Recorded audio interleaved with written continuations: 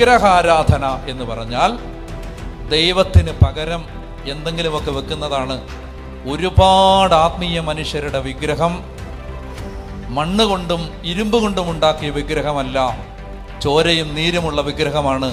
അത് അവരവർ തന്നെയാണ്. ദൈവം പറയുകയാണ്, നിന്റെ ദൈവമായ കർത്താവ് നീയല്ല, ഞാനാണ്. നീ എന്നെ സ്നേഹിക്കണം, എന്നെ ആരാധിക്കണം. ഒന്നാം പ്രമാണം.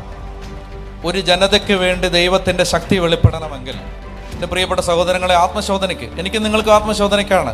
നമ്മൾ ആലോചിക്കണം, നമ്മൾ യഥാർത്ഥത്തിൽ പള്ളിയിൽ വരുന്നത് ഈജിപ്തിലെ ഇറച്ചി കഷണങ്ങളുടെ സ്വാദ് എളുപ്പത്തിൽ കിട്ടാൻ വേണ്ടി, വഴിയൊരുക്കാൻ വേണ്ടിയാണ് നമ്മൾ ദൈവത്തെ തേടുന്നത്. കാനാൻ ദേശത്തിന് വേണ്ടിയിട്ടല്ല. നമ്മുടെ ഈ കാലഘട്ടത്തിലെ ആത്മീയതയിലെ വളരെ പ്രധാനപ്പെട്ട ഒരു തകരാറ്, നമ്മൾ ദൈവത്തെ തേടുന്നുണ്ട്, പക്ഷെ ചോദിക്കണം എന്തിന്